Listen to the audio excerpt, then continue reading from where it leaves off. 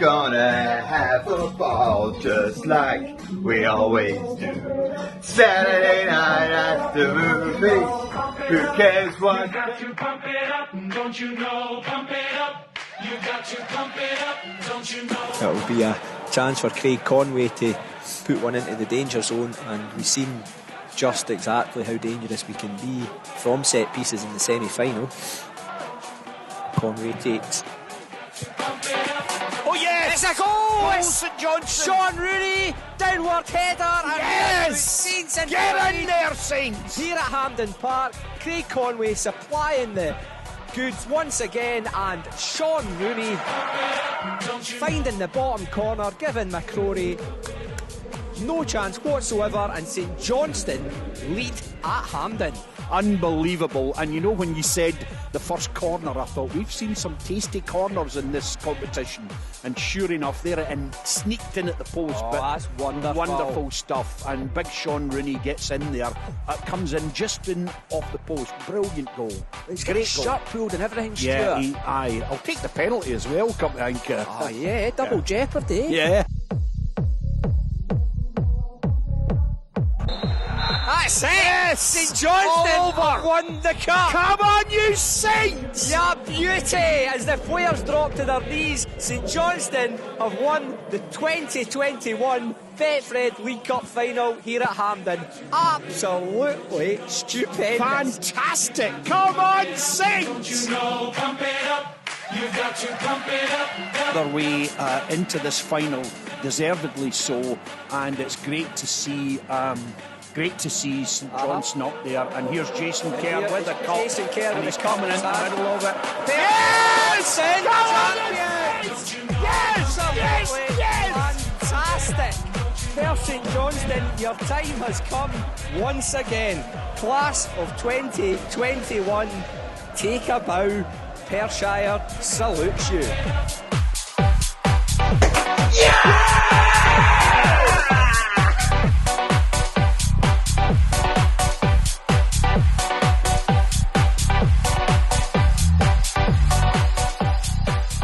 Welcome to the party, my friends. It's episode 6 of Dogger Saints, an unofficial St Johnstone podcast. We speak to club hero Michael Dewberry about Sainties, Samuel, St Mirren and Samaras. Sean Rooney, has he booked a seat on the Scotland team bus? And we bid to get legend and long-haired Lothario Nick Dasovich into the Saints Hall of Fame. The Saints are coming. The Saints are coming. I say no matter how I try, there's no reply. The Saints are coming. The Saints are coming. I say no matter how I try, there's no reply. It's episode 6. It's the Dogger Saints unofficial League Cup winning St Johnstone podcast. And I'm joined once again by the man who should be working for the Dingwall Tourist Board, considering the amount of publicity he's given the place in the last few weeks. It's Danny Williams. Hey Sam, How you doing? I've got a really funny joke for you. Christ almighty, go on. Knock, knock. Who's there? Wendy. Wendy, ho, and the The Saints. Saints. Come marching in. Nice. It's nowhere near as the standard of Wagner. His was better, to be fair. Wendy. Wendy, ho. So, Wendy. we've got a packed show this week, Dan. We're all still a wee bit rough, to be honest with you. That's why it's gone out a day later than normal, but we had a little bit of a late one last night on our Zoom calls. I think a few passed out during it, so that was a good day. Yeah, it was a cracking day. Yeah, I was thinking about this because we sort of took different approaches to this the day yesterday. Because believe it or not, contrary to sort of the stories I've told, I haven't had a drink for about 6 weeks because I don't really take a drink in the house. Probably since like Christmas, I could count the number of bottles of beer or whatever I've had on one hand. I thought I need to not be sensible, but I bought a box of Tenants and thought it's just something I can drink all day, just cooking lager, add some stronger beers in, thought for later on. So yeah, I'm not actually too bad today. Your approach was a little different, wasn't it, Sam? I mean, you went for the scorched earth policy. I went for it. If it was in a bottle, it was getting drunk. That was it. It was fine. I couldn't really drink before the game because I was a wee bit nervous. So I had maybe 3 cans of lager the whole match. As soon as the final whistle went, the Prosecco got cracked open. body Red Bulls, and yeah, it was just an absolute disaster. So I'm toiling today slightly, but I did complete my Scotland sticker book today. I'm delighted with that. I mean, absolutely the antics you want from a 38-year-old man. 37. So the cup final, Dan, we only went and bloody won it. We did only go and bloody win it. You beautiful dancers, St Johnstone. Well done, Perth St Johnstone.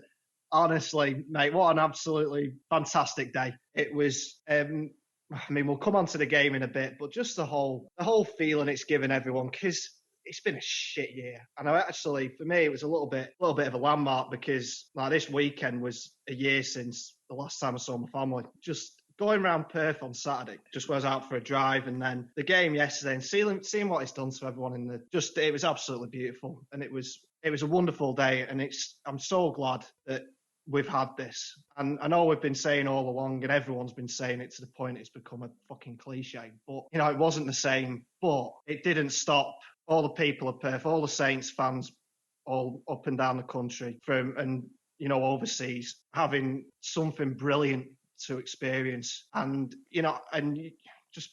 it's amazing. So well done to the team. Yeah, it was. Let's touch on the game. The first 20 minutes, it was pretty much as we expected it to go. Livy actually probably had the better of the play without really causing too much damage. One good shot from, I think, Mullen, which Sander tipped round the post. It was a decent save, straight full ping. As he does, Mr. Sean Rooney from a corner. There was a time when Saints couldn't score from a set piece or a corner for years, I remember it. Years and years, could not score from a corner. But he did. He did, and it was trademark Sean Rooney goal. And it's such a threat. We've said it for weeks and weeks now. It is such a threat on set pieces, having not just Rooney, he's probably the main one, but Jason Kerr in there as well. And the delivery, you've got to look at the delivery. It was a fantastic set piece from Conway. It really was. And it's almost funny because we spent the first episode of this podcast we did slating set piece delivery, because it was that Kilmarnock game. Oh, yeah. Where Spooney couldn't beat the first man, and Tanzer punted one out for a throw-in. So to have come on like that in a matter of weeks, and it now seems to be every week, just it causing absolute havoc on set pieces from out wide, on corners and free kicks. And he just got above his man, got above everyone, got in front of everyone. And McCrory, I know he got a hand to it, but really he had no chance. And yeah, I mean, Michael Stewart on the commentary kept going on about, if they had a man on the post, it would have stopped it. Well, they didn't, so shut up. If my gran had wheels, she'd be a bike, I think is the phrase. Exactly that, Samuel. Exactly that. It's become such a trademark. And then from then on, I thought Saints never give Livy a kick. They didn't really get back into the game at all. And Saints really could have, probably the other side of half-time, well, really either side of half-time, could have at least doubled the advantage. And it might have been a less nervy and stressful afternoon. But it was absolutely wonderful. And it's all about in finals. We said a couple of weeks ago, in fact, it was after the game at Ammanvale. I actually went out and said, I think it'll be different in the final. So I think it'll be less of a tactical affair and whatnot. I was maybe saying that more out of hope than expectation, because it went entirely the other way. It was probably more tactical than anything. I thought, from a Saints perspective, that he went one up top. Yeah. After Motherwell, I think it would be fair to say it was a surprise. Not completely out of the blue, because we've played the one up top so often this season. But it was a pragmatic decision, I think, from Callum. He wanted the extra security, probably wanted to be prepared in case the game went deep. And then you've got Guy as an option off the bench. In the end, there was only one sub made. Well, that's just how the game went. From the opposition's perspective, there was some pretty bizarre tactical decisions. Are we referring to Marvin Bartley? We are referring to Marvin Bartley, who, I've got to say this, Marvin Bartley's a fine footballer. Nothing wrong with Marvin Bartley as a footballer. But on the left, really? I think he was basically told, I think the only strategy they had was try and man mark Sean Rooney at the game. Well, because Rooney had absolutely run all over their left-hand side. Yeah. At the Ammanvale. And we'd said that actually at the time, and I think a lot of folk on social media from sort of both sides of things, from the Livy side and the Saints side, said, well, that's going to be their tactic for the final. Well, Bartley's obviously coming back from injury. You could tell he wasn't 100% fit. But even if he was, he's not got the legs to play out wide anymore. And he's probably not got the legs to contain Sean Rooney, who was fantastic again yesterday. Yeah. He was absolutely, even taking the goal aside, anything Saints did going forward, all the drive, and he did this in the semi-final against Hibs as well. Just him driving forward, bringing the team forward from out wide. So I got what he was trying to do. But even then, even when Martindale tried to change the game up, I mean, taking Mullins off with half an hour still to play. Crazy. I mean, Mullins has been vital to them, in my opinion. And I don't even think he was having that bad a game. No, I thought he was all right. Thought he played well. Going back to Rooney briefly, he actually won the corner that set up the goal. So not only did he win the corner, he scored it as well. The guys, he must have covered about 10k, 15k on that pitch easily yesterday. He was up and down, but what a guy. Should he be on the team bus? You know which team bus. I know it's team bus. You know what? It's easy for Saints fans to say, yeah. And it does become a bit of a thing. You see it in every country, see it down in England as well. When fans of a team have got a player, maybe not, the most fashionable team, and they've got a player who's playing top class for them, and it shows me, why is he not in the national side? Why is he not in the squad? But with Sean Rooney, I genuinely don't see, I'm not going to go out here and say, he should be Scotland's right back for the next 10 years, should win 70, 80 caps. But we've got a couple of internationals coming up. No Stephen O'Donnell. You'd imagine we've got no Stephen O'Donnell. He didn't even make the bench for Motherwell on Saturday. He's been injured for a few weeks. He's the first pick. So you got Liam Palmer, who's been around the squad for a while. So there is a gap there. And you look, all things considered, Rooney's playing in a team that plays in the same defensive system as Scotland do. You've got a lad in tremendous form. And you also look at Steve Clarke's sort of general time as Scotland manager, and he's done something that maybe the guys before him never did. And that is, look at these guys from teams like, obviously went to Killy a lot at the start because that's where he'd come from and he knew players, but he's looked at guys from Motherwell, from Dundee United, from Aberdeen, and he's looking around the Scottish Premiership. So I'm just having a look. I'm just doing a little bit before. I mean, Lyndon Dykes was at Livingston when he got called up. Mm-hmm. I mean, he wasn't exactly a fashionable pick. Andy Considine got his recognition. Declan Gallagher's first pick. He picked Lawrence Shanklin when he was playing in the Championship. So I think the idea that, he won't get picked because he plays for St Johnstone, I wouldn't bank on that. It's just whether Clarke thinks he can make the step up. But you don't know that until you try him. And I don't think there's going to be a better opportunity with no Stephen O'Donnell in the squad. And I'm sort of thinking about the pool of Scottish right backs. I know Hibs put something about Chris Cadden the other day, which he could get the nod. He could easily get the nod, but I think Sean Rooney would be a very good pick in my opinion. Not just because I'm a Saints fan, not just because I've basically fangirled him for the last sort of 24 hours and weeks before that. I just think he'd be very much worth a look, and I don't think he'd let you down. No, I don't think so either. A good point, well made, Dan. Let's go back to the game. They saw out the game. They lifted the cup. Murray Davidson going up to lift it. Yeah, that was that was something. It was very emotional. It's been an emotional weekend, to be honest with you, because, as I say, I was driving around Perth on Saturday, because I'd been out to McDermott. Fairly typical me, I'd been out to McDermott to pick up pies. And I live on the other side of Perth, as you'll know, Sam. So I had to drive right back across Perth, and, just the stuff that was up on the roundabout and all the houses and the shop fronts and the pubs and all that. And you genuinely you felt a bit of a lump in the throat. And then you look at Murray Davidson, he's just been such a wonderful player for St Johnstone. And, he had obviously the heartbreak of missing out in 2014, injured. Look, that happens. Players can miss a big game through injury, or if they pick up a suspension, it can happen, and you just have to accept that. To miss 2 injured, and when your club's St Johnstone and, don't get to many finals, it's not like Celtic or even Hearts, someone like that. So for Murray, and his time at the club has sort of almost entirely coincided with this wonderful sort of era that St Johnstone have experienced. And for the 2 pivotal moments of that era, such an important player to miss both of them. And it really is upsetting. It really is heartbreaking. But, he deserved his little moment. Do you know what else is upsetting? Stevie Lovell's jeans. Oh, my word. They were not good.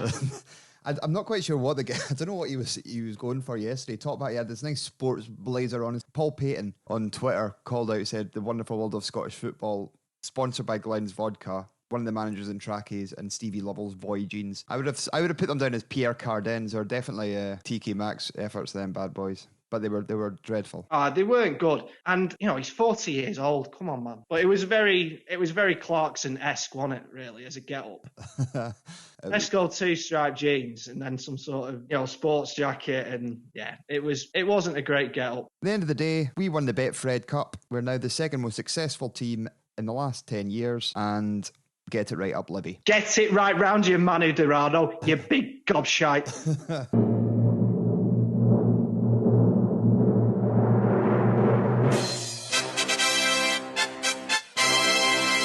I was listening to the podcast last week, actually, and I completely forgot about that fanfare, and I absolutely shit myself when it came on. I was like, what the fuck? Yeah, producer Lynette producing the goods again. The fanfare means we've got a Twitter poll. We asked you, Dan. We asked you fine people of the internet and Perth, what has been your favourite Euro away trip out of the 3 following options we gave? We did actually have a couple of write-in votes, but we just went for these 3. So, with 14% of the vote, in 3rd place was Rosenborg Trondheim. Good win over there, 1-1-0, but I think the cost of lager was the stumbling block there at £8 a goal. Yeah, I was going to say the £8 pints probably cost Rosenborg a little bit. 36% of the vote in 2nd place, Turkey. Saints' first European trip in more than a decade. Everybody who went over had a rare time. The biggest bromance of football clubs you'll ever done seen. Indeed. Has emerged in the years since. A pair of bedfellows now, St Johnstone and Ish Kaiserspor. We actually had one of the boys from Turkey on, the Turkish lads on the Zoom call briefly yesterday. Firat, yep. Hi, Firat. Firat was on. With a whopping 50% of the vote and taking the title of Saints' best European trip out of the 3 we provided, it is FC Lucerne. A fine winner. A lovely city. The players had a great time there. For anybody who hired a boat, then fair play to them. But yeah, everybody who went over there said the place was absolutely stunning. So what more can we say about that? Lucerne got the vote. Lucerne have got the vote. But Sam, could we have a new contender next year? There is talk. Yes, there is rumours, probably started by St Johnstone fans, that the Betfred winner could go into Europe, considering that if the Scottish Cup does not get completed, and I think that makes perfect sense. I think it makes sense. I think either way, there's arguments towards it either way. Because obviously the other option, if the Cup doesn't get completed, and let's be honest with ourselves, the Cup isn't getting fucking completed. We're not getting the Cup on. We've not even had barely even started it. So, and we're in March. The other option is it goes to maybe the 4th place in the league. 4th or 5th it might be, because the top two get Champions League, and then I think it may be 3rd and 4th after that.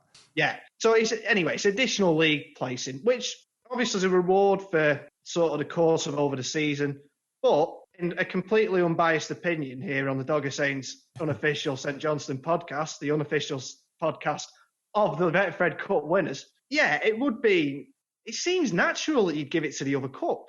I don't know. I think there is obviously pluses and minuses to both arguments, and whoever doesn't get it in this entirely theoretical world where the cup doesn't get completed, the Scottish Cup doesn't get completed, I should say. Let's just take the argument out of it. Let's get in the top 6 post-split. We'll finish 5th, and then we'll have it sewn up either way. Sounds good to me. Well, if that doesn't work, we're going to start a petition. We've got a lot of petitions going on. Speaking of which, Dan, Nick Dasovich in the Saints Hall of Fame. Let's make it happen. Yeah, we mentioned this last week. I think when you mentioned it to me, because we do actually discuss this podcast before we go on air, or whatever, we do actually talk about it, given, contrary to what you might believe, given our output. But my initial reaction was, is he not already in the Hall of Fame? You'd have thought, yeah. I'm genuinely surprised. Should be, like I said, the most capped player. Some of the vital goals he scored from us. He's just an all-round bloody nice fella as well, isn't he? Oh, he's a lovely fella. What a sweetheart. Yep. But you know what the sort of thing for me is, and possibly might be the thing that's really not got my goat about this, but that's really making me want to make this happen, is since our interview with him came out last Thursday, and even before that, really, it's the esteem and the warmth with which fans hold him. Mm-hmm. They absolutely love him. Fans of a certain age especially guys sort of like our age, Sam. 23. Even though, as we've discovered, I'm 6 years younger than you. But I thought he was 7, so I'm already on the way down. This guy, they absolutely adore him. He was such a wonderful player. So what we're going to do is provide a range of Nick Dasovich for the Saints Hall of Fame images for your Twitter and Facebook pages. So back the bid, get behind the campaign, and hopefully you can get the spot he so richly deserves. Absolutely, Sam. And on that point, I have already got, from years back, a photoshopped version of me as Che Guevara. So we can use that. Get that on your Twitters. That asks more questions than answers, if I'm being brutally honest with you, Dan. So this is my favourite part of the show. This is where we basically just get to ask a couple of questions, sit back and listen and drink it all in. It's a great system we got going on, mate. So our next guest can list Chelsea and Leeds as his former clubs, and he's won the English League Cup, Cup Winners' Cup and the European Super Club, as well as playing in the Champions League with Leeds. He joined St Johnstone in 2010, and not many players have made a lasting impression like our next guest. I'd like to welcome Michael Dewberry. How you doing? A wee bit rough, if I'm being brutally honest with you. That's all right. It's accepted. It's all right. Good. Did you manage to watch it or see any highlights? Or no, I mean there was no. I don't think it was showing it on any channels here, so I haven't even seen any of it. I just see I was BBC. I was keeping updated with that, but I haven't seen any of it. Bit gutted actually. But never mind. I'll catch the highlights somewhere. Yeah. Well, thanks for coming on and speaking to us today. Appreciate that. No worries. No problem. So, no problem. We asked our listeners kind of some questions, and the most common one that appeared was, how did you manage to come to St Johnstone in the first place? Jody, good mates Jody, and so what happened, I just arranged to be released at Wickham. So come to deal, or released at Wickham. So I was without a club, and Jody said, come up here. Brilliant. Dell, he knew Dell. I think from Millwall, said, good club, you'll love it up here. The standard's decent. That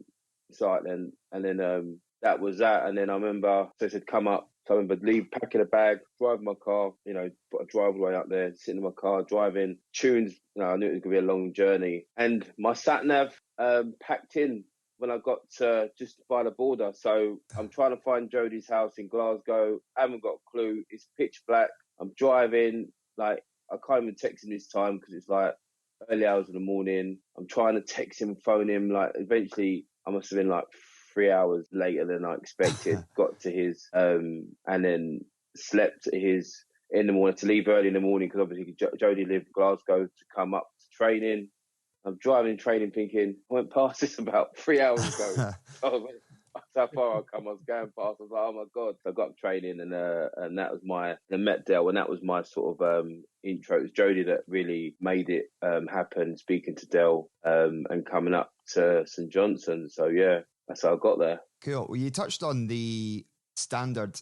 Jodie said it was a decent standard. Were you surprised yourself by the standard up here, or because a lot of people kind of down south maybe take it for granted that it's not great? Listen, there's no doubt that it's kind of looked down upon. A lot of the clubs are not household names. St Johnstone's wasn't a household name for me. And, outside of Rangers and Glasgow, Aberdeen and Dundee and Hibs, maybe, the names you hear. But a lot of the teams aren't. So, but I come up, and if I'm honest, I come up thinking, well, play football, one, to show people that I'm good, and the second one was no one's making a reputation off of my name, and that's the mentality I had. I don't want no one I don't know gonna come here and think, I play against him, he's rubbish. So my thing was to go into every game I'm playing the best and biggest player there was. So you're not making a reputation off of my name, and that was just my mentality in every game. So, and I think, if I'm honest, the way you see some players come up, big name players come up and don't do so well, is I think their mindset is already turning their nose down, it's an easy one,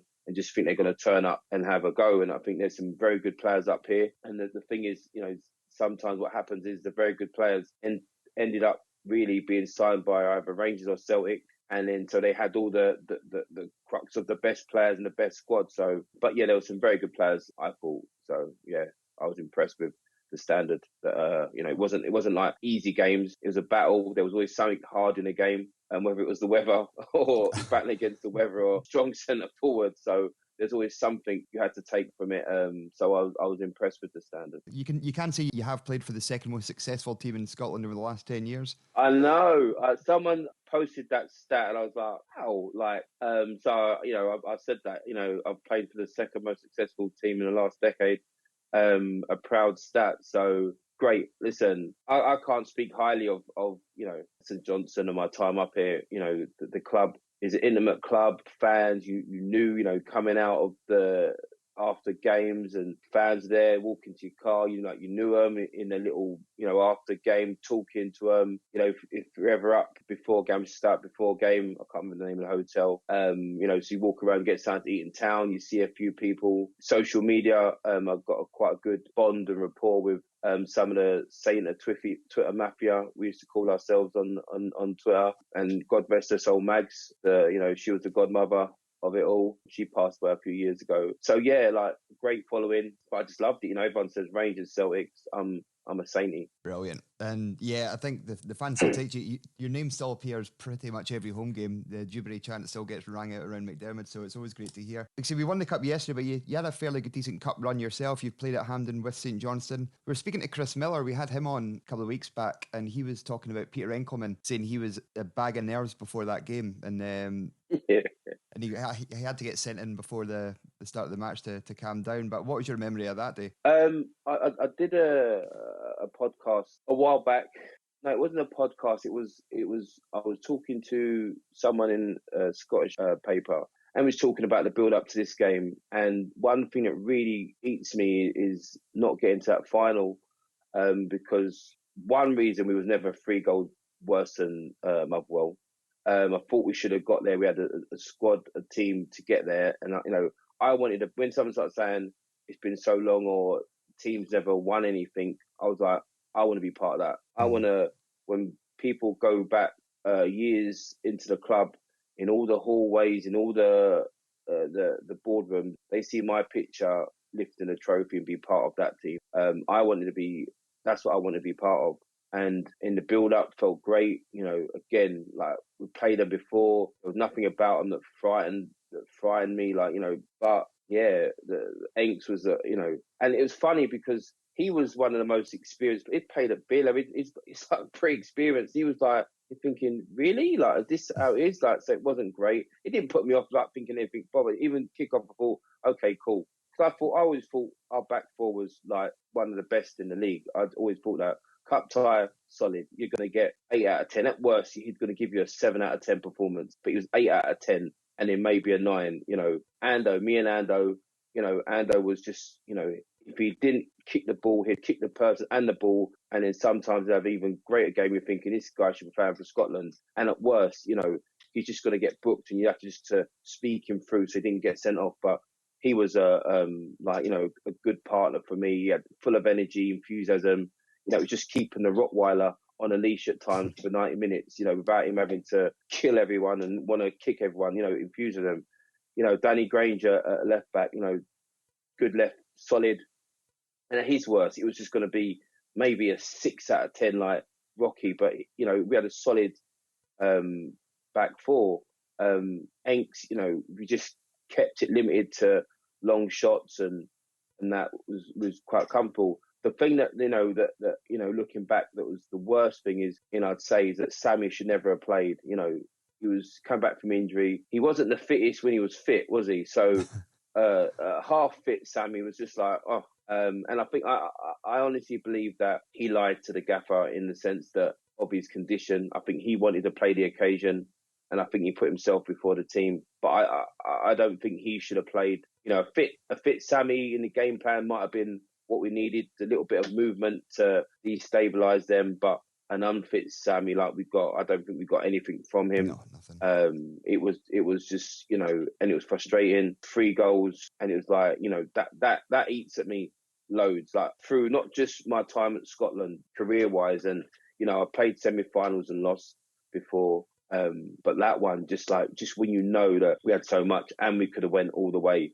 And it just ate at me, and it eats at me now, even speaking about it, thinking like, just them little bits, Enk, Sammy, the performances. Because I don't sit there and think that person had a terrible game. I just sit, and those two focal part, Sammy wasn't honest with the manager. Hank's a bag of nerves. And to be fair, that wasn't surprising because that's who he was anyway. He was that sort of, anyone sees that Aston Villa Birmingham game when the goal goes in, and that would be the best way that you would describe him at times. That, like, really, yeah. Do you know what I mean? So he was, for his whole experience, he was like a young teen playing his first game in a big occasion. You joined for 1 year initially, and then you extended your stay to another season. Must have loved it. Yeah. Listen, I signed initially for a season, and then I wanted to stay. And the only thing that I left at the time I did is family reasons. That to go home and I just would be out in the family because I just couldn't have done another year with the distance and the gap. And then that year as well, I spent a time when I didn't see the family because of the crazy snow. I didn't get to go home and was stuck in my apartment in Glasgow without family for ages. And that's the only reason that I loved, and part of me was like, if we win and then get into Europe, it'd be a reason I have to stay. Do you know what I mean? I have to stay. I have to see this out. And unfortunately, it didn't come to that. But yeah, I was gutted. I loved the place. I think it was great. The backroom staff. There was nothing about it I didn't like. To be honest with you, weather. Sorry. Oh, the weather. Yeah. Beautiful today, to be fair. Gorgeous blue skies. I know. Your last game at St Mirren, memories that'll last with you for a wee while, I reckon. Oh, forever. Like, every professional player would love the knight in shining armour send off. The guard of honour. Having the family out, walking out with your kids. Coming off 5 minutes before the end, getting the standing ovation. The great build up to it all. There's only a few people who've ever had that sort of send off that I can see. I know. I never had it in my career. I retired from my home. Just decided to call it a day, and that was that. A lot of people, it's in the summer off season. They think about it. I think Jamie Carragher was one. I remember that. He announced it and had a season of it all, and even then he must be like, can't get injured now to see it out. So. For me, when it was kind of known that it might be my last game, it wasn't nothing. It was confirmed like it might be my last game, and St Mirren, and then I know TC was our kit man, and his family, lovely. They're the first one to introduce haggis to their house. It was like a bush tucker try, ain't gonna lie. I thought Ant and Deck was standing there. I was like, ready with some 5 stars, ready to throw them in. And then, I've stayed at theirs, and, warm me as, the black family member that they couldn't have. I was part of it. I was part of their family. So at the end of the game, you clap the fans off. Always wanted to go and clap the fans. Always, especially away support. It's always good. The away support, it's just always nice. You get the home support, but the away, I think because you can identify your team. At home, you've got the corners, but away, you just identify your team. Yeah. It's always good. And they were there and come close, and they had banners, they had cards. It was like, try not to get emotional at times. Oh my God, this card, that. I was like, wow, hug, keep my hands on the shoulders so I didn't get any cases against me. Do you know what I mean? So everyone was hugging and doobs and singing. It was like amazing, to get all of that. And even when I was on the team bus and going to the cars, they were still there. So for me, it was like, that was I can't complain about it because I've had a little mini send off and even I got a little bit of a clap from the St Mirren fans as well that game. So it was like fair play. It was lovely. So, but that send off for me was, I always remember. I talk about it with anyone. When you talk about football, I talk about my send off from St Johnstone. So it's a big part of me. Yeah, you've done something right if the home team are applauding you as well. You've moved, transitioned away from football, but you're now specialising in elite performance. Yeah, so I do. So I'm a qualified executive coach. So I go into businesses and I get them to achieve their goals, brainstorm, all that, just achieve to be better away from sports. So I kind of use the sporting mentality that helped me in my football and then translate it into them in their working life and even sometimes their personal life, because one usually affects the other. So I really specify elite performance. So what can make someone be an elite performer in what they do, not just sport, not just football. You know, they could be an accountant. What makes them become the best at what they do? What makes them stand out in what they do? So using the mindset, the qualities, the characteristics that will make someone elite performer at football. You know, some of the traits and qualities you might see in a Ronaldo, a Beckham, you know, a Messi. These sort of qualities and traits, can you now put them into what you do? And these are the qualities, get them to recognize it, get them to understand it, get them how they can implement it into their everyday working life. So that's what I do now. You know, I've always had a thing where I want to help people. You know, usually, you know, younger teammates, young ones in the group. So that's trying to what I like to do. Sometimes, you know, at football, sometimes it's the tone is a little bit different because it's, you know, you know what I mean? But there comes a time off the field you're trying to understand and break it down. This is what I'm doing. And funny enough, I got a hold of Liam. I was good friends with Liam Craig when I was there, good lad. And I got his number, so I texted him last night. And there was a picture on the BBC website of him just on the pitch on his own. I don't know if you've seen it. Yeah, I've seen it, yes. Just sitting on the pitch on your own. Like, lovely picture. I mean, if you get it of someone, it's a lovely picture because it's an empty stadium and he's just sitting there now. And I must have messaged him saying some people say, you know what, soak it all in, lovely. I just think you're an attention seeker. You know what I mean? And he's messaged me and, you know, he said he shared a moment, you know, he said that he's lost 6 semi-finals or something like that. Yeah. I was like, wow, I didn't realise that. You know what I mean? So I understand, like, how, you know, pressure, especially, like, I don't know, Liam must be 33 now, 34, I don't know. About that. I felt a bit sorry for him because he left St Johnstone to join Hibs for a couple of seasons, and that's when we won the Scottish Cup. So he's been with us for that length of time and never even got the chance. So this was his first trophy. Yeah, so I know. So I was like, because I didn't realise until he said, I remember he went, so that must have been the time. So, like, you know, you're pleased for him, you know, just how he done. He said, you know, he was saying that he was speaking to Muzz and they was having a talk about things, and my name come up and saying how I helped the youngsters there at the time. And it's good to know because sometimes as you get older, you understand your tone that, but when I was in it, like, I just wanted to win. And sometimes your tone gets lost in that demanding, like, yeah. So I always thought I was sometimes helping, but you're trying to understand if you are helping, is your tone understood? Because sometimes it's aggressive, isn't it? You want to win, everyone wants to win, so everyone's tone, yeah, get it on the pitch. It's like that, but at the same time, hoping you explanatory and all that sort of stuff. So for them to say that, it's good that, you know, it was understood, and it wasn't just, you know, in trying to help and trying to be a winner, you kind of lose the way you help people in trying to bring them up. So it was a good thing. And there was always good lads. Muzzer was a good lad. He was unfortunate with injuries. You know, I thought he was, I don't know if he ever got a Scottish cap. I know he was touted for one, then he got injured. I know he was touted for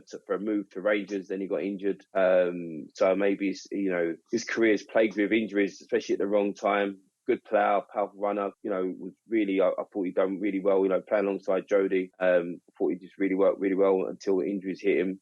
Stevie May was a young lad when I was there. Xander was a young lad when I was there. He's just full of hair now, and he bearded hair, long hair. He looks older than me.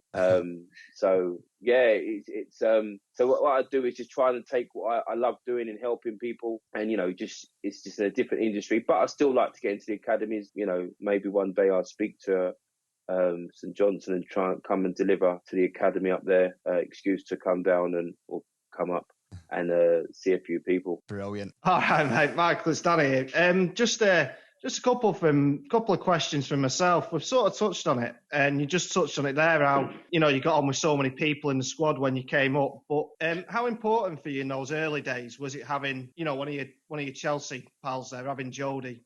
Settle in. Club. Yeah, it was. Settle in. To be fair, it was good.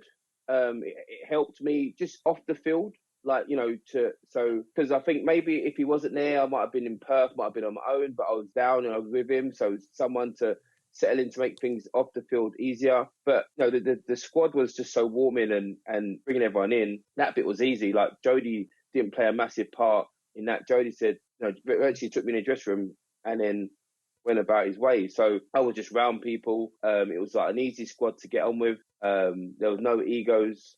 The biggest ego, and that wasn't even an ego, might have been Pizzo, and he was just like, you know, that was like Pizzo, that was just his way. There was no one flashy, midgy, the playboy looks, and he was just humble with it. So there was you couldn't think of anyone that was like not to like. I mean, there was no one in there, so it was easy to get on with everyone.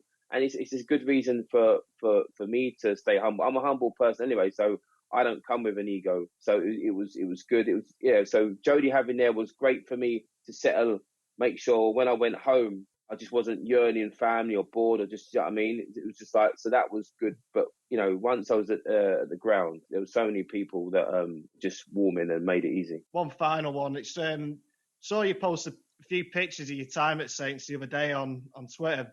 Yeah. And one of them was you having a quiet word with Georgios Samaras. Oh, yeah. Because obviously you played in the big game, Cup Winners' Cup final with Chelsea, and European games with Chelsea and Leeds and whatnot. Did you like the Old Firm games, the big sort of atmospheres in the big games? I wanted to play. I've come up and I've gone to the Old Firm games for a weekend up here. I think when I've come up here with Rio and Dom, we had a weekend up here. Coming with Bo, Woody, we had a weekend up here, and we've gone to the games. So I want to play in them. Everyone wants to play in them stadiums. You see them, like, don't care who you are, like, Celtic and Ibrox, you want to play there. So for me, yeah, I love playing against them. They were the benchmark. My record against Celtic weren't great, and I don't know why. Rangers, we played well. Celtic, we didn't play well at all. It's annoyed me. And that game, that picture, I always remember that picture because I played against him. And my thing is not intimidation, but I'm like, what? Like, so I remember that picture. What the fuck you looking at? What? Like, good, let's go. You want some? And that's I remember that. I was like, what? Cool. Let's see how big you are, then, big man. Let's see how big you are. We'll go then. And I remember just that to him saying, "What the fuck we gonna do? Let's see. Watch when the ball comes next time. We'll see what happens." I remember I saw it in his face. He was like he didn't give it back. He was like, "Why are you like that? Why are you like that?" So I remember for me, I was like, "Yeah." So I carried on because I thought, "I've got you now. Watch." So that game, I just thought, "Yeah, boom, physical. What? We're gonna get some more." And I saw it draining in him. So that was my thing. Like, I didn't care. Like, so that picture, when I see that picture, I see more. And to be fair, I found, can't remember the club photographer, he sent me some, and I found a couple other pictures I was going to post as me screaming at someone else. I think it was the Dundee United game. But I loved all that. People could maybe associate with it with a pride. He wants to wear the badge. Yeah, the badge and personal pride as well. So the two blended is like, one, you're not going to come and embarrass me and my team, and definitely not going to come and try and think you're going to run ragged around me and that be your claim to fame. So that was my thing, to protect myself and play with pride and just to do something, just to challenge and to do something up there and make a name and to be something. If I could sit all day and talk about the team, because I just loved it. I mean, someone asked me the other day, how'd you get away with a handball against Celtic? I'm like, I don't know. The ball, I thought the ball went out. It didn't go out. I stopped with my hand. I realised, took my hand off, really guilty, got up and went on. So there's all bits and pieces of my time that I loved and I'll speak about. But I just want to go. I don't know if you're in a rush. I'm just gonna No, not go. at all. No. I'd just say. So I want to say, people. I got asked a question the other day, like, one of your best moments at the club, and one of the funniest moments, not the best moments. So Gartz, Graham Gartland. I'm still good friends with Gartz. So Gartz went to Florida, and I think he got engaged to his missus, his wife now.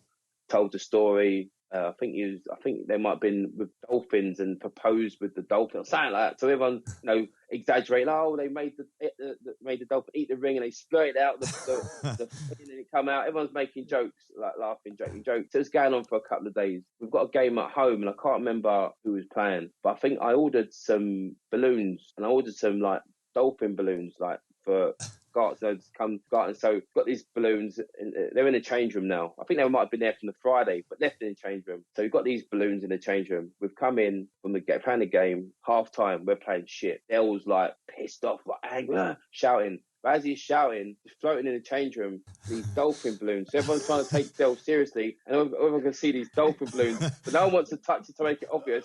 You see these two dolphins just floating in the background of him shouting, and I was like trying to oh my god, someone burst it, but no one wants to touch it to make it obvious. Like, we're just sitting there, just like trying to take them serious. We see these two dolphins in the background. But yeah, listen, I've got such a fond memory of the club, part of my football journey, just fond memories.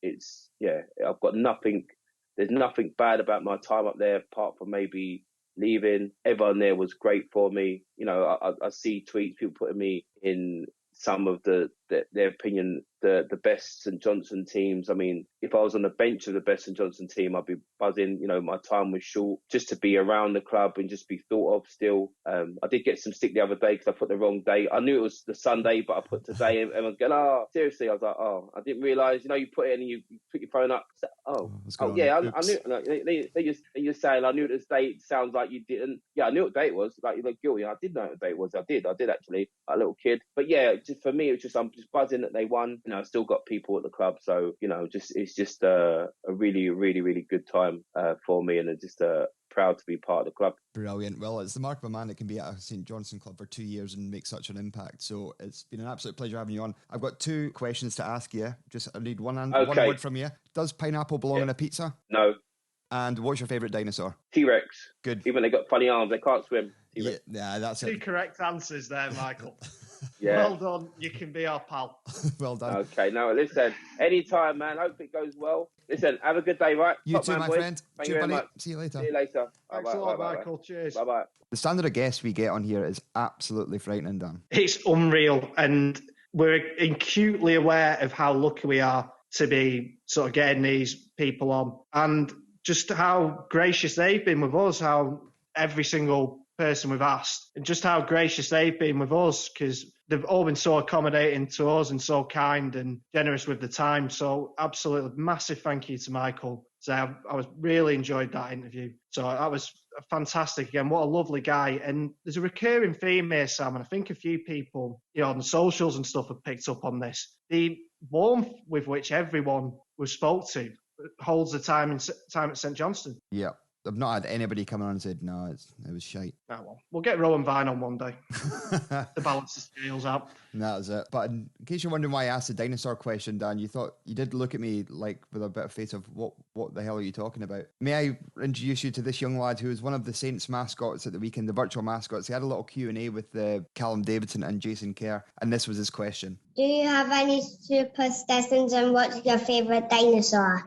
Brilliant. I'd say Velociraptor. Absolutely fantastic. That is a good standard of journalism, in my opinion. That is an important question. You can tell a lot about a person by their answer to that particular question. If their answer is anything other than Velociraptor or T-Rex, it is the wrong answer. But I think we should definitely stick with that line of questioning from now on. It's as good as anything else we do.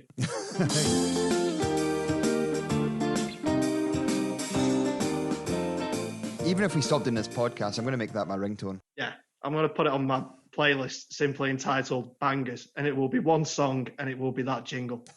I was watching an old film that I'd recorded off Sky, and Winter Wonderland was using one of the Christmas adverts, and I was just had a wee giggle to myself.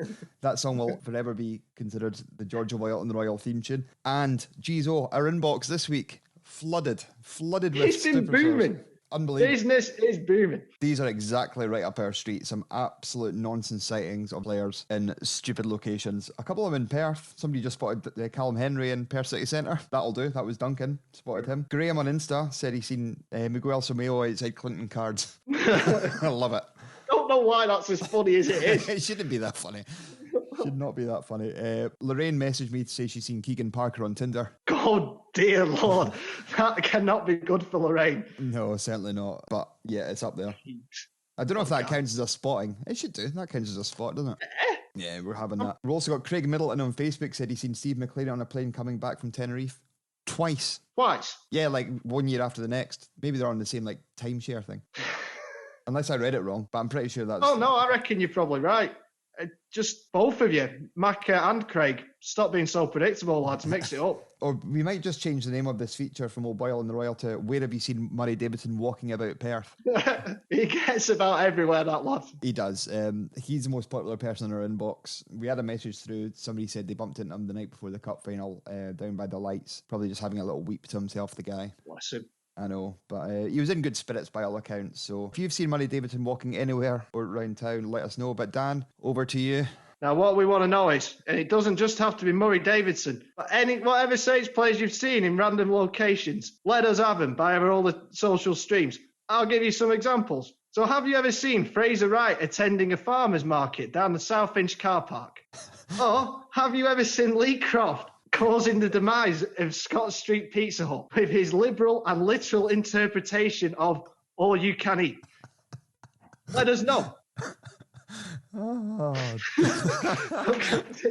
cracking up at my own banner. oh, jeez. I heard you sat with a notepad and pen, had a couple of cans of beer on Friday night and just started writing all these out. That is pretty much what happened. I think I text you with a picture. I've got a full list, and I text you with it and just sort of said I may have had some cans. Nice. But again, yeah, have you ever seen Mixu putting a line on in any bookmakers in town? Let us know. Saint stories.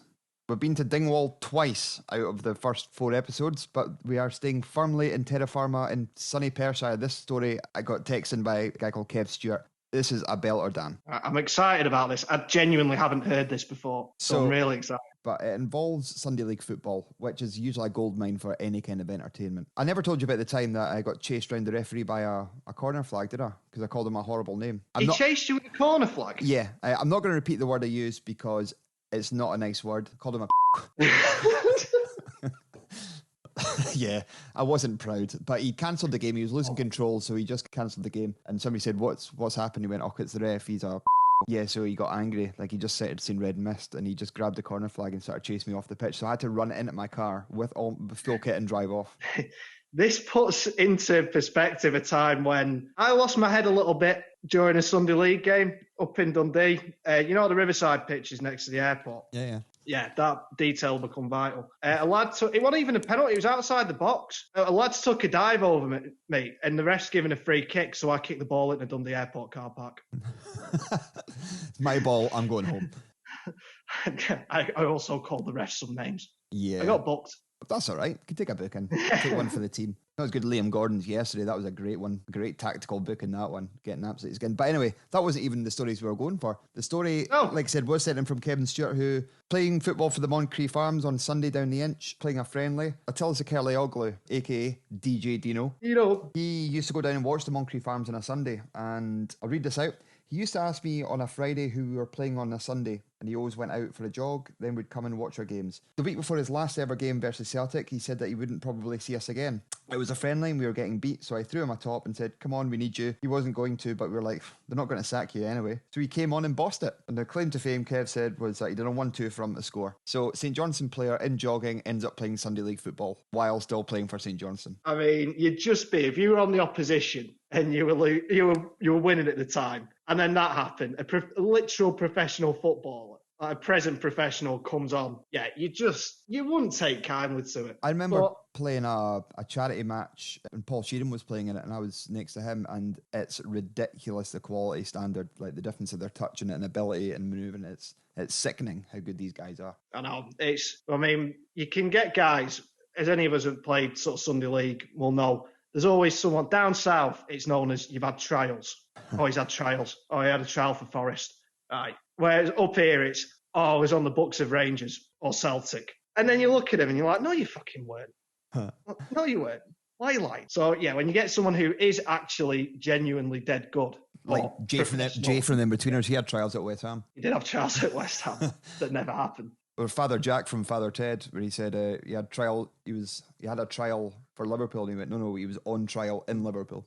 Father Romeo Sensini, 27 caps for the Vatican over 75. What an episode that is. But that's our side story this week. Short and sweet, and it doesn't involve Dingwall or Dan needing the piss. Hey, tell you what, we're moving on. We're moving on up in the world. We are indeed getting there. So if you do have any stories of, it doesn't need to be a St Johnstone player playing for your five-a-side team, but if you do have any random Saint stories, give us a shout and we'll be more than happy to give it a wee blast on air.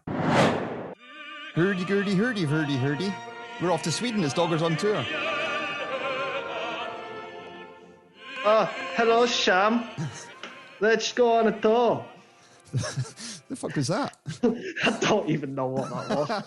So, we're going to Sweden. We've actually got 2 players this week. The first one we'll touch on, as voted in 442 magazine as the worst ever St Johnstone signing and player, Peter Fear, a name you might not be overly familiar with. To other people, it'll send a cold shiver down their spine. Right, Peter Fear.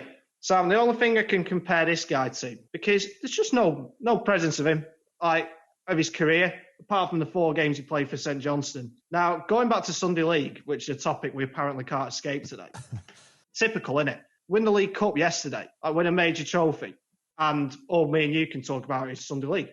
But when I was playing up in Dundee, we had a lad turf up for us, a Kenyan guy. He was an overseas student, an international student, sorry, and called Samuel. A really, really lovely lad. But he described himself as a Kenyan Didier Drogba when he turned up. And he wasn't bad. He wasn't a bad footballer, but I mean, he's been very, very generous to himself there. But he informed us that when he first came over to Dundee, and obviously he was a keen footballer, was looking for somewhere to play. So where did he go and ask for a game? The main reception at Tannadice. Oh, Sammy. Oh, Samuel's son. When he told us this, we were just absolutely... we were just floored. That's it was incredible. So funny. Yeah, so I'm imagining this is what happened with Peter Fear or something pretty similar. Yeah. Paul Sturrock obviously liked going into Sweden for players. Nick Dasovich was to join a wee bit after, the same kind of thing. But Peter Fear rocked up and still managed to go away with a cup final runners-up medal in the Challenge Cup against Stranraer, which we lost 1-0. But he was honking. Absolutely honking. There's not much we can say about him other than he was pretty pissed. He came in, he was well out of his depth, and he disappeared again. And that's Peter Fear. Wasn't he about 9'2"? Yeah, and a half, 9'2.5". Yep, a big boy, but he wasn't going to come in and knock out Roddy Grant or George O'Boyle from that team, but he was honking. And like I said, 4 games and then he disappeared. But he did manage to sign for the club and didn't use a pet as an excuse, which leads us into our second Swedish football player. Now this one's a funny one. He never actually played for the club or signed for him. This player is Lars Gunnar Karlstrand. Now this is incredible. He didn't sign for the club in 1997 because... Dan, do you want to take this up? Yeah, so basically, Lars Gunnar Karlstrand was quite a well thought of sort of Swedish talent. He was playing for Västra Frölunda over in Sweden, and it looked set that he was going to sign for Saints. This is back in, as I say, 1997, and he'd had a trial, hadn't he? He'd come over as a trialist, Yeah. I think I'm right in saying. The deal fell through. He was offered a contract. The deal fell through. I know where this is going, that's why I'm laughing. Because of quarantine rules applying to his Rottweiler, Ted. Ted would have to be quarantined for 3 months. And yeah, Lars Gunnar just couldn't bear to be apart from his pooch for that long. And to be fair, dogs are great. I love dogs. But come on, mate, what are you playing at? The best of it was, though, Sam, he went then and signed for Leicester City. And he very earnestly said, or seemed very earnestly, in an interview, just said, I'm looking at Leicester now because the quarantine rules might be different. It's the same fucking country. And this was in 1998. There wasn't even devolution at this point to consider. The quarantine rules in Perth would be the same as in Leicester. Lars Gunnar. Baby, what are you doing? So basically he made an arse of himself because he didn't want to sign for St Johnstone and he's used the dog as his get-out clause. Lars did eventually get his move to Leicester. He played a couple of reserve games. His record in the reserves actually looked quite good, 5 games, 4 goals. So O'Neill brought him onto the bench. He was ready to come on against Blackburn at Ewood Park, and the final whistle went before he got a chance to get on, which is pretty great. Get off him. He then broke his nose in training and left without ever playing a game. Brilliant. And where is he now? Do we know? Don't know. Don't particularly care. Absolutely fair enough. So that was our trip to Sweden. Peter Fear and Lars Gunnar Karlstrand. Where would you like to see us go next week? Get in touch via the usual channels, Instagram, Twitter or Facebook. So we're going from shit players to shit merch. Now this was probably our favourite part of episode 4, Dan. It was great, actually. And boy, oh boy, do we have some shit merch to bring you this week. Indeed we do. Not talking about St Johnstone, obviously, because they've actually managed to release 1 hour after the cup final a range of winners t-shirts, which is unbelievable. What is going on with them at the minute? Staggering incompetence. It is. Something's not right, isn't it? Yeah, I'm so suspicious.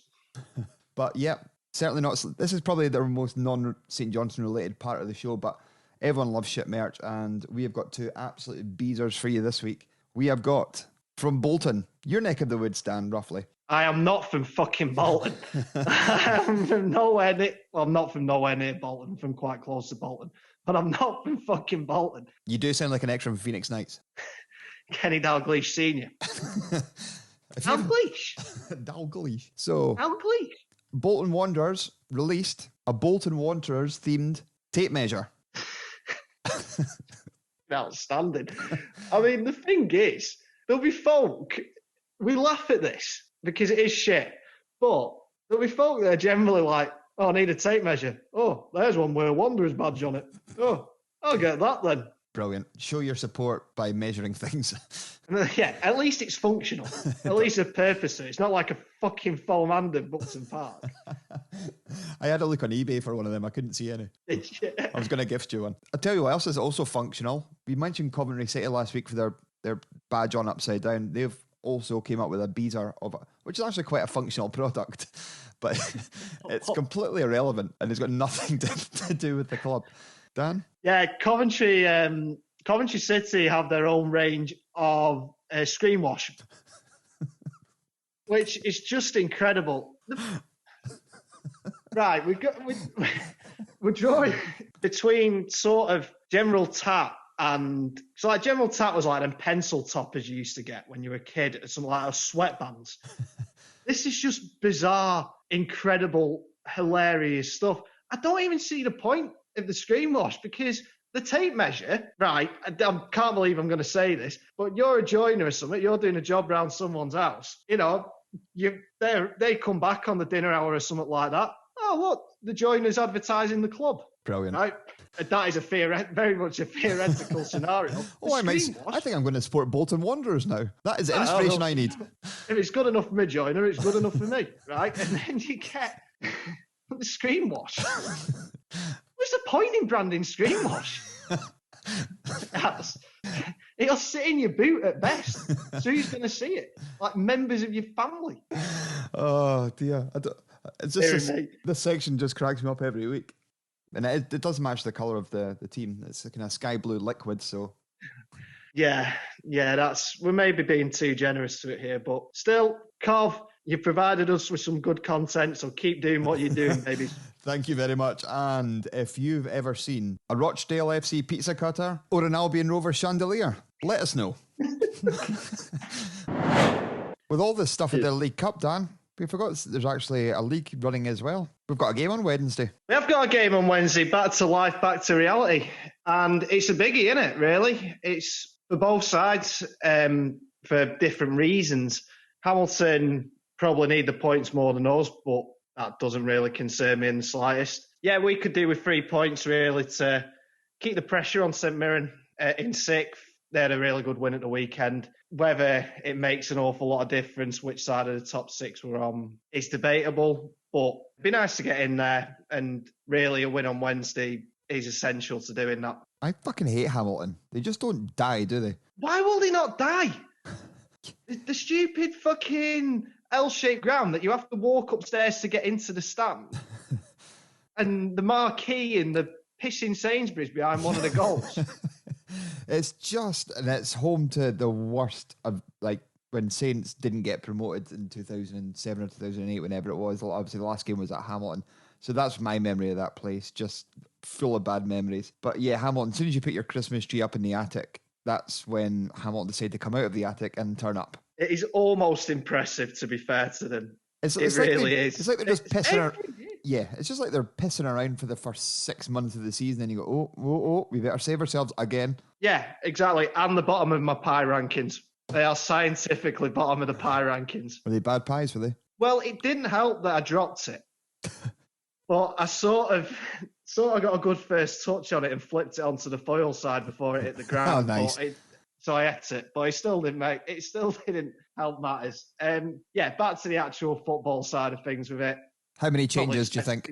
Yeah, I'd say we could expect a few changes. I think maybe a couple of the lads that missed out on the final will be put into the side. Partly because we'll come on to it in a minute. We've got another big game at the weekend, so partly for the rotation side of things, but I think partly also, lads, you still, probably Callum maybe saying, even though they missed out, you missed out on a cup final, so go and play on a Wednesday night at Hamilton. Cheers, Callum. Probably have transfer requests in. But I mean, yeah, just guys like Tanzer and Guy who were very unlucky to miss out on the final. I'd imagine they'll start. We'll probably go back to. There's no reason to play the formation we did in the final against Hamilton. Let's not mess about. It should be 2 up top against Hamilton. Whether Chris Kane gets a breather, because we'll probably need him for Hibs more so. Yeah, Middleton, you'd think would probably come back into the fray again. He didn't feature. Obviously Middleton was cup tied yesterday after me saying last week he could make, or 2 weeks ago he could make a dart for the final side, forgetting he was cup tied. Oh yeah, that's all right. It's a learning curve with us, Dan. It's a learning curve. Every day's a school day, mate. Yeah, I'd like to see a little bit more of Middleton. I'd like to see a little bit more of Charlie Gilmore. And I think now the final's out of the way, because everything really, probably since the Dunfermline game, it's sort of been building up to first the semi-final and then the final. Yeah. And also, you factor into that, we're in a lot better position than we were in terms of the league. We're in a lot better position than we were 2 months ago, even a month ago, 6 weeks. So, you know what? The fact that we've won the cup, if we don't get the top 6, I really couldn't care, if I'm being brutally honest with you now. I don't care. We're not going down. Yeah. No. We're not. I've said it now.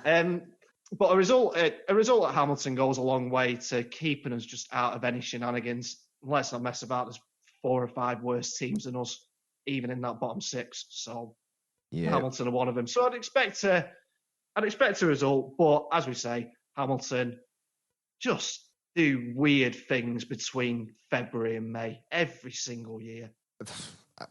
They'll survive. So basically, it's between who's getting relegated automatically and who's going to be in the playoff place. Neither will be Hamilton. Neither will be Hamilton. No. So if you're Killy, Ross County, Motherwell, you've just got. It's almost like if you're down in that position, you're in the bottom 4, and it's getting a bit tight and tentative. You almost just factor in. It's like, right, well, Hamilton are bottom. They're 7 points off safety, but they're going to stay up. So, we need to look at it.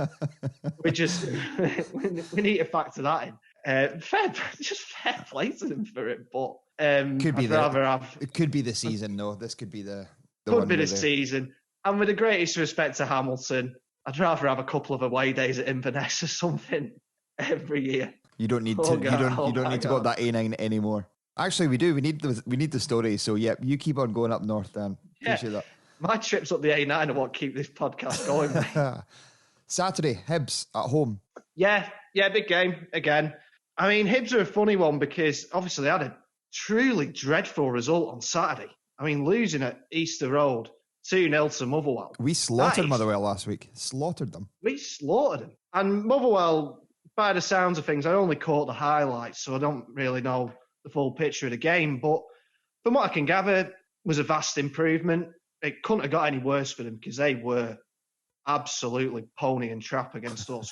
But Hibs again, it's hard to really pin them for that result or judge too much off it because they've won 4 out of 4. Again, 4 games that they should have won. But they give Rangers and Celtic good games recently, so it's one of them. I think it could go either way, but the form we're in, I don't really fear too many teams. I've said before, even like sort of from 3rd to 8th in the table, maybe even 9th on a good day, you could get a Siggy paper in between the quality and output of the teams. Not a lot between them, is there? No, I think what you'd probably want, and you got probably take the whole picture of this week, really, because the 2 games and also, the massive game in the way of the final, you've got to look at how he rotates the squad, the systems he sets up. I wouldn't be surprised if he goes 1 up top against Hibs. So you'd maybe he'd want Kane fit and fresh for that. Probably Spoonie looked a little bit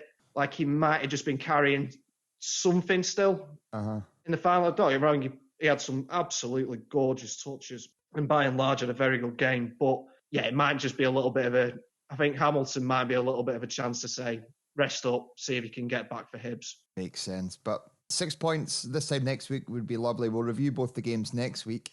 And that's it, Dan, for another one. That's it. It's been a roller coaster, hasn't it, this week? Oh, gee, I'm still hungover to death. This could be probably go into a Wednesday, I reckon, a 3-dayer. Oh, you're going for a 3-day. I'm sort of tiring now. I've been all right, but now I'm getting a little bit snoozy. So, we'll rest up. We'll enjoy the football this week, and hopefully we'll have plenty to talk about next week. If not, you know, we'll just come up with something. We'll probably give a rundown of every Sunday league in the country, judging by this week. What is your favourite post-match food from a Sunday league team? The answer is Ormonds. They used to do a big vat of mince and just buttered rolls, and they just used to do mince rolls for everybody. So Ormonds gets my nod for best post-match Sunday league food. Right, guys. It's been an absolute pleasure again. If you want to get in touch with us this week, go through our usual channels, which is Instagram, Twitter, or Facebook. We'd like to thank producer Lynn and the Dogger Saints team behind the podcast helping us get this out every week. Apologies for the delay, but we'll be back on Monday next week, and it's goodbye from me. Yeah, and it's goodbye from me too, Sam. Again, just to reiterate all the thanks to everyone, and just thanks to the listeners. Thank you so much for your contributions on our social sites, and thank you for listening, for your kind words. We have been a little bit overwhelmed with how nice everyone's been. Hopefully, you know, you keep enjoying it, because we're having an absolute whale of a time doing this, and we all, hopefully, one and all had a whale of a time yesterday, and let's keep that good cup final feeling going for the rest of the week, and be as much of a gobshite about it as you possibly can to everyone you know who isn't a Saintie. Here. Come on, the Saints. See you next week.